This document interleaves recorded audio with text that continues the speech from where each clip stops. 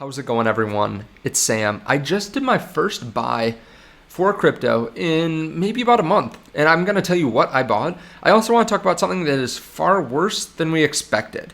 Some news that just came out. I want to cover that here today. Also talk about why the market's down. To be clear though, I am still bullish in crypto. I have a lot of crypto. I'm still bullish over the medium term. I don't know what's going to happen short term, but I will go through it. I talked yesterday about how I was bullish, how I saw some good things happening in the background, and I'm not flip-flopping or anything like that. I still think all those things from yesterday's video hold, but we did fall $1,000, so we're going to $1,000 on Bitcoin, so we're going to talk about that. And we're going to talk about some of the news that's happening in the market right now, what could be causing the market to fall down, along with some good news at the end, I think. So if you don't mind hitting the subscribe button underneath the video, I appreciate that. This is probably my last video here in this location, maybe the last day in Mexico. So I'm going to try to breeze through this. In case I say a couple ums and ahs and I don't edit as much, that's because I have a beautiful woman, my wife, sitting down at the beach waiting for me with a drink in her hand. So that is where I'm going after this. So you can't blame me too much. But Let's get down to the video. Bitcoin is down 4.3% in the last 24 hours. The whole market's down 3.4%. So Bitcoin dominance actually falling down a little bit here. So Bitcoin's falling more than a lot of other cryptos. Of course, there are some exceptions, right? Avalanche is down 4.7%. Uniswap's down 6%. Now, at the same time, the stock market's up. This is another good reason to make sure that you're diversified, right? I have a lot of tech companies, a lot of equities in general, and they're doing pretty well today, up 1%. Now, why is this happening? Well, the dollar, or the DXY, right, it's falling a little bit, about 0.1%. We also have yields falling down. Now, not a lot, but still, they're falling down a bit here today.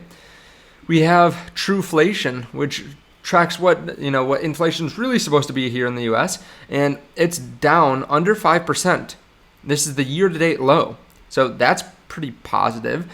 Yet Bitcoin has fallen down, right? We had a big red candle yesterday. We went from 23,400 all the way down to 21,900. You can see we are above this trend line again, though. We pretty much held it. We bounced off of it, essentially, just barely wicking below it. But now we're back at this previous support that we've seen, right, around 22,300, and we saw pretty strong support back here. But we broke below it, came back above it. The next support, if we fall down from here, is probably around 21,400, 21,300, somewhere around there. And then if we fall down from there, about 20,000. Now, we are right at the 50-day EMA. You can see right here. So this is a pretty important level to hold. Of course, we could fall down from here, but why exactly did we fall down yesterday? Well, there are a couple different things. And keep in mind, too, right, we do have a couple big items coming up here pretty soon for the crypto market and for the stock market. Right now, this has been I'd say a more quiet week than typical, at least in the crypto market. So we do have CPI coming here in 11 days. We have the next CPI. Keep in mind, too, then we have the next Fed meeting. We have other inflation reports. We have end of quarter reports. We have some stock earnings, and that will definitely influence the market. So I hope you enjoyed the last week because it's been pretty quiet. Maybe next week will be quiet too, maybe. And then things could pick up pretty quickly there. So we have Bitcoin here at 22,300, but by next week we could be at 28,000, or we could be at 17,000. It's hard to tell exactly, but I think I'll give you my analysis towards the end, what I'm thinking. But why did we fall down? Well, we had a lot of long liquidation, so this added some more fuel to the fire, right? We had $210 million worth of longs liquidated, and I think it was around 180 million over about 45 minutes.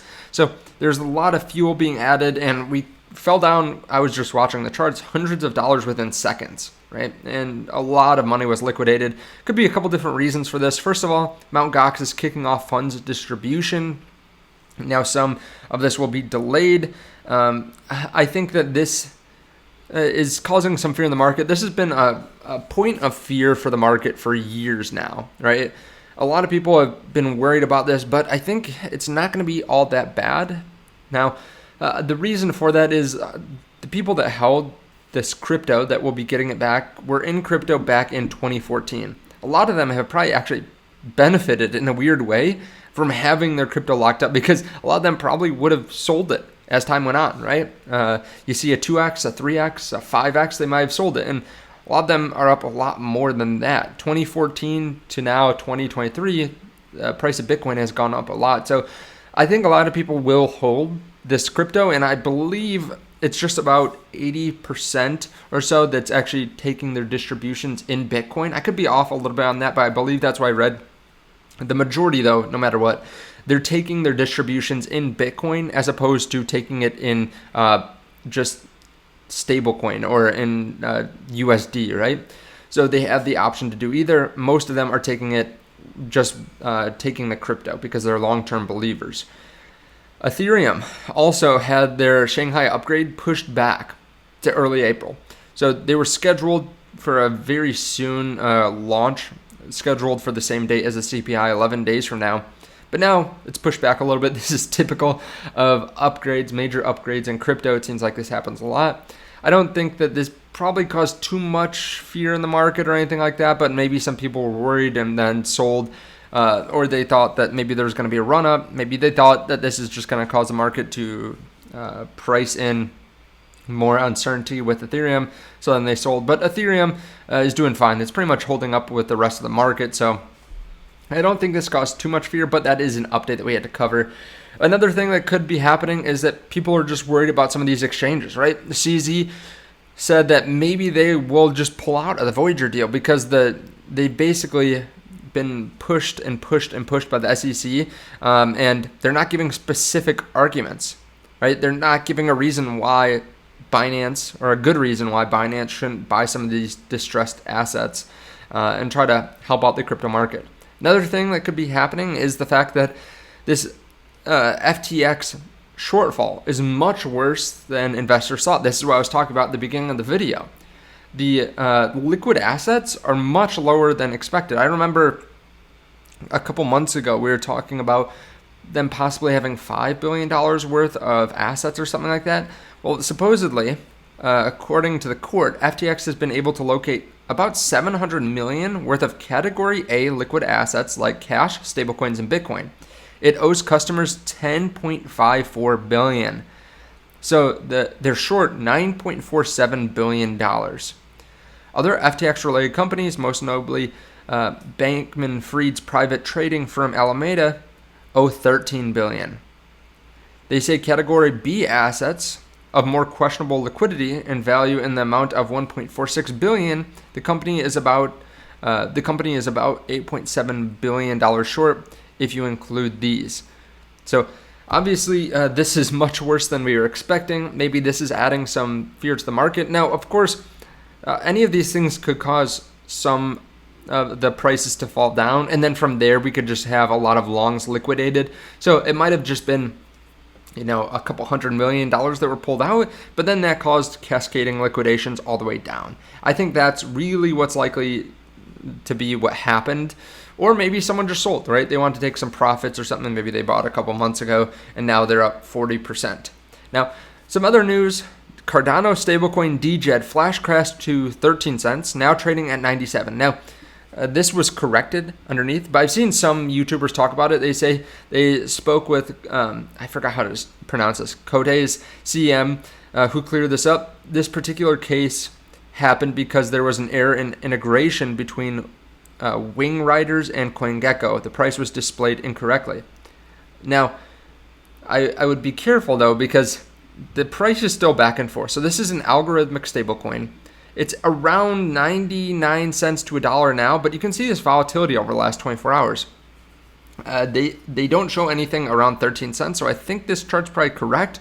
But still, it's moving a couple cents at a time. If we look over the last couple weeks here, it's been largely around 96, 97, 98 cents. But, I mean, you can see some pretty big spikes. So this is that 13 cents that they're showing here. But you can see it goes up to $1.08, then down to 95 cents, right? I would be careful of this. There's not much liquidity or volume.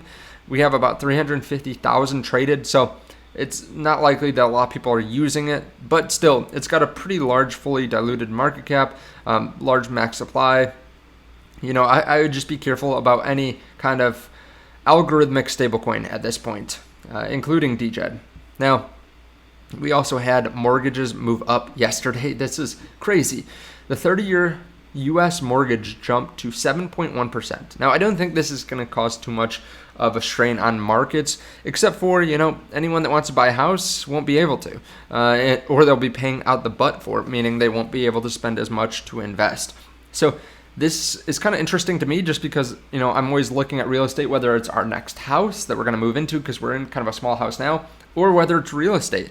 I think a lot of people do look at real estate investments. So if there are some attractive purchases, people might spend a little bit less in stocks or crypto and just buy that more fixed income.